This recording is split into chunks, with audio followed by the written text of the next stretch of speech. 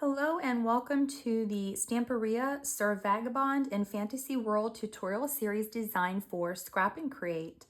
All of these products that are available on the Scrap and Create website are linked in the description box below, so you can purchase these products and follow along. Let's get into the tutorial. In today's tutorial, we are going to start building page 1. So I have the base of my page here that I'm going to set aside for now. And then I have my pieces cut. I'm going to show you the measurements and how to score these and prepare these.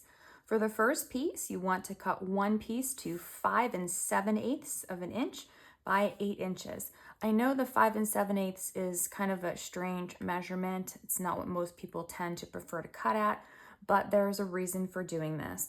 First off, my edge dies are 5 7/8 of an inch. So rather than cutting them 6 and having to trim them, I'm just going to do that 5 7/8. And my cover, remember, is 6.5 inches. I need that 1/8 of an inch to make sure that the pages don't extend out past my cover. If you really do not like that 5 7/8 of an inch, you can cut your pages to 6 inches. Everything will still be the same because these inside measurements, I'm not going to do this at 5 5/8. I'm going to do this as if this is 6 inches and it's just going to be a little bit shorter. So you can, if you prefer to do that full 6 inches, just know that your album might end up sticking over the edge of your cover if you choose to do so. So first piece, 5 7/8 by 8 inches. Now on the 8-inch side, I am going to score this at 1/2 inch along that top edge. Next, we'll cut two pieces to 6 inches by 5.5 inches. On the first piece, along the 6-inch side, I'm going to score at 1/2 inch on the right. Then on the second piece, on the 6-inch side, I'm going to score this one on the left-hand side at 1/2 inch. Then I have two pieces that are 2.5 by 5.5. On the first one, on the 2.5 inch side, I'm going to score down the right-hand side. And then on the second piece on the 2.5 inch side, I'm going to score down the left-hand side at 1/2 inch. Next, I'm going to take all of my pieces and miter those ends on that 1/2 inch tab section. So I'm going to do this on all 5 of my pieces. And then what I'm going to do is take my bone folder, fold on each of my score lines, make sure that these are burnished really flat to prepare all of my pieces. I'm going to be using my decorative edge dies here. Now from my set, I have picked the die that has this little heart in the center. It kind of looks like a heart. I don't know if it's actually supposed to be a heart. It might be a flower, but it's in the center here. So if you look for that piece, and then I have taken the one that has the little dots rather than just the edge. I've already put them together. This is how I'm going to be using them on my pages. If you are not doing this step, you don't have to do this. Obviously, if you don't have a die cutting machine, you can hand draw scallops on a piece of chipboard and then draw this on here and then cut these by hand. I've done that before I had a die cutting machine too. So there are definitely ways of doing this if you don't have the dies. All right, so on the bottom edge, you are going to line up the edge of the die here and here, these edges. Actually, all 4 of them are lined up, which is good. So the edges of the scallop are on the edge of my paper, and then because it's the same exact size, that means the die here is on the side too. Now I'm going to take this and run this through my die cutting machine, and I'll be right back. And this is what my flap will look like now. So if I bring the base of my page in here, you're going to see that decorative edge down at the bottom. And then when there's paper here, you'll see through to see the actual paper. I'm going to actually do the same thing on these two smaller flaps as well. But with these ones, I'm going to flip this over to show you better this way. When I do this one, it's going to go in this final kind of divot between those scallops before this little tiny one. So the piece is cut to be that size. So this is the end with my tab. I'm going to do this on the other end, placing my piece so that the scallop edges are lined up right with the edge here. And then that point here on the edge of this part of the die is actually at the edge of my flap. And then I'm going to run this one through the die cutting machine. You'll see that I have that uniform border, that little teeny tiny strip on the top and the bottom. I'm going to do the same thing on this second flap, lining up my piece exactly the same way. Now I'm not going to show you on camera, unless I absolutely need to, how to cut every single one of these. I will show you where to put the die, but I'm not going to spend a lot of time doing this because you do want to be very careful in lining this up to make sure that everything lines up nice and straight. And you definitely want to use washi tape to hold this down so it doesn't shift. I'm going to cut this and then I'll be back to show you this one. So now I have all three of my larger flaps with those decorative edges, and then I've got my two smaller flaps that I'm not going to do anything with. The reason behind that is because these are going to be pockets, and if I have these as pockets, when I go to slide anything in them, I'm afraid it's going to catch on some of these pieces, so none of my pockets are going to have these decorative edges. Now I could just put a piece of cardstock behind it and glue it to this piece, but I decided I'm not going to do that. I'm just going to leave my pockets plain. So starting with the base of my page, I'm going to take my largest flap first and apply my adhesive here to my 1/2 inch tab section on the top. And this flap is going to go on the top edge. And since it's the same exact size as the page, I just need to make sure that everything is lined up, the top and then the sides.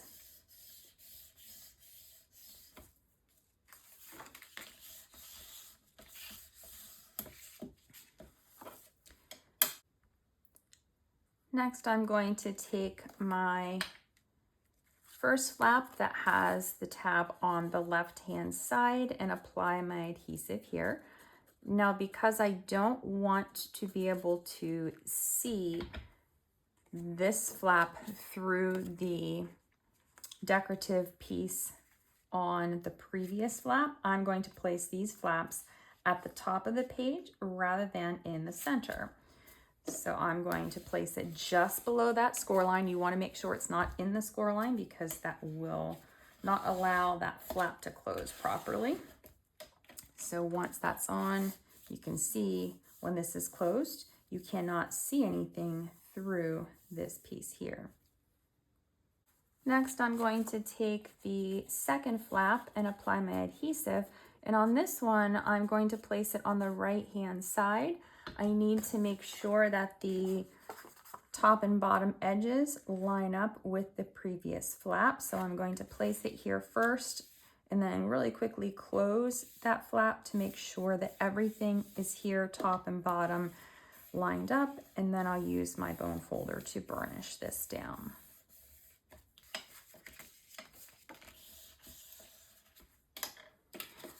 Now with these, I have my tab here, so I'm going to place this one here as a pocket, and then this one here is going to be placed as a pocket.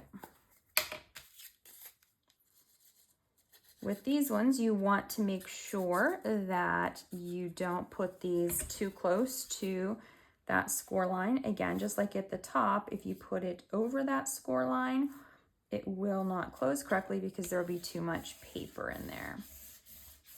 So you need to make sure you're careful where you place this. That way this will close properly. And then the same thing with this side. I'm going to make sure that it's not in that score line.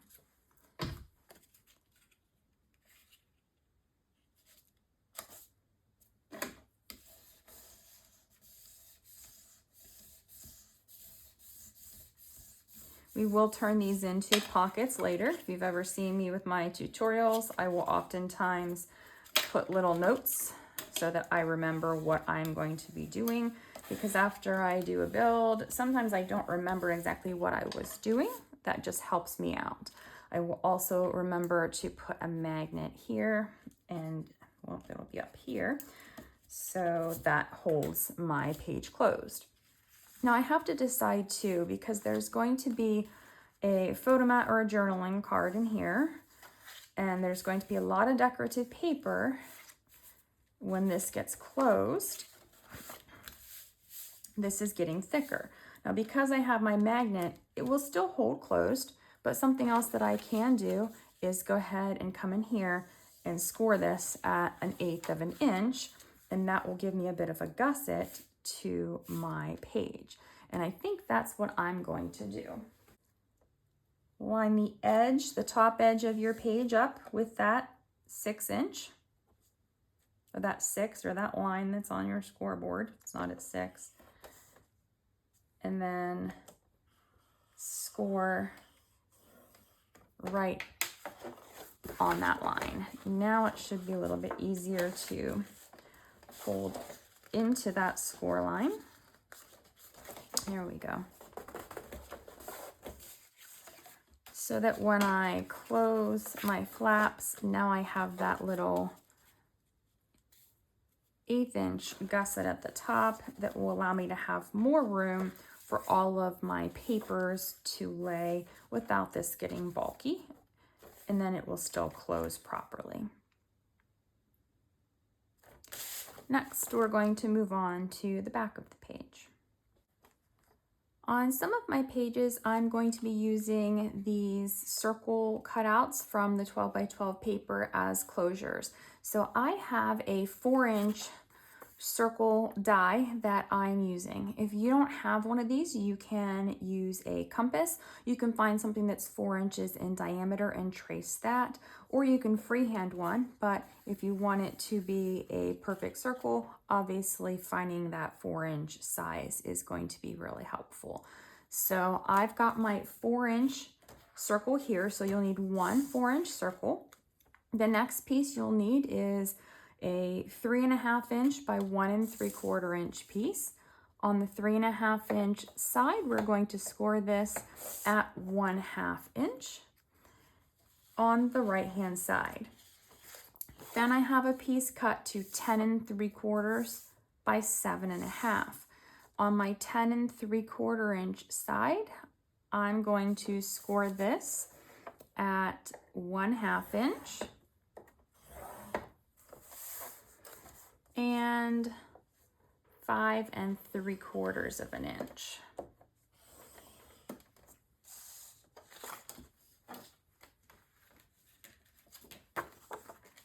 I have a piece that's 5 inches by 7.5 inches. On the 5-inch side, I'm going to score this at 1/2 inch on the right hand side. On the next piece, it's 2.5 by 7.5, and I'm going to score this on the 2.5 inch side at 1/2 inch on the right hand side. And I just realized that on this piece, it's going to actually be this direction. It doesn't matter at this point. My stuff is upside down, so it does not matter, but this piece is going to be on the left hand side.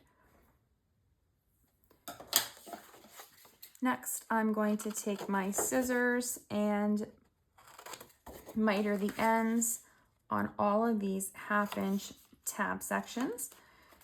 Then I'm going to take my bone folder and fold on all of these score lines and burnish those folds. Then I'll come back and show you how to place these on the page. I'm going to start with the large folded piece, making sure that my tab is on the outside here, adding my adhesive first to the 1/2-inch tab. Now for this piece, I'm going to place this on the left side of the page in the center. You can measure this if you want to. I'm just going to eye this and then adhere this down.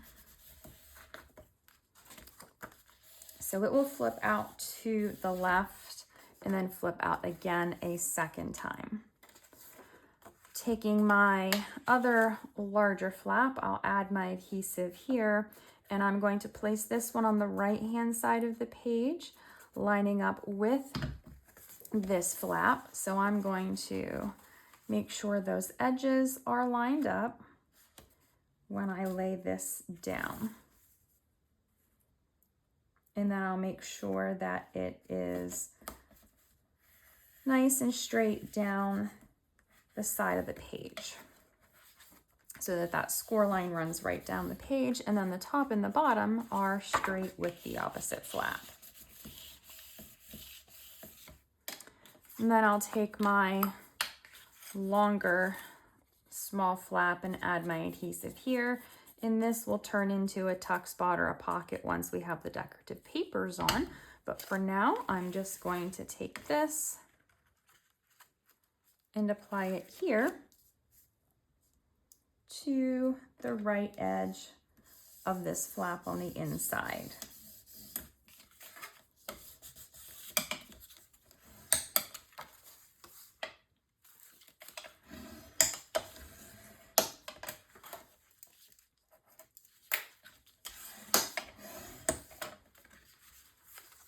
I'm going to make sure this flap is folded in first, and then I will have my flap on the left. I'm going to take my smaller piece. This one I am going to measure, and I'm going to mark this in the center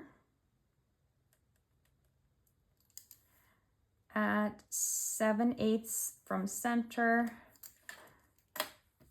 so that this is perfectly centered on that right-hand side. Then I'll use those marks as a guide for placing this right here on the side.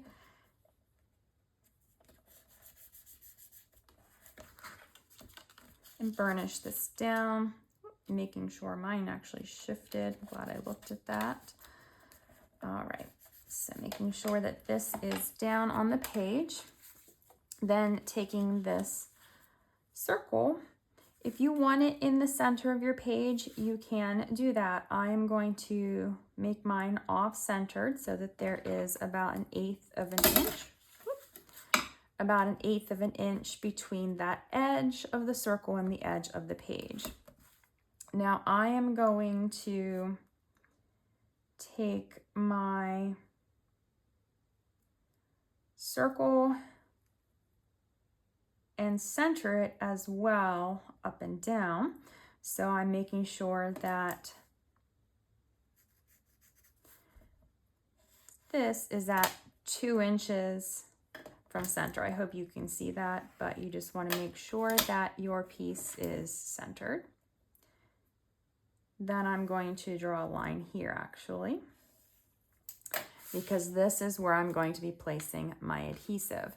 Now I'm going to put my adhesive on, but I'm not going to go all the way to that curved line because I will probably end up cutting this decorative piece larger and shoving it underneath of there. So it'll be easier if that is not completely adhered down. Now I'm just going to take my circle and line everything up and adhere that down. And then I will come back and put my M so that I remember to place my magnet on my page. This concludes the build for page 1 and the end of this tutorial. If you are just joining the tutorial series, all of the products that you will need to create the album are linked in the description box below on the Scrap and Create website, so you can click on those products to follow along. Below that is a complete supply list of all the other products that you will need as well. I'll see you in the next tutorial.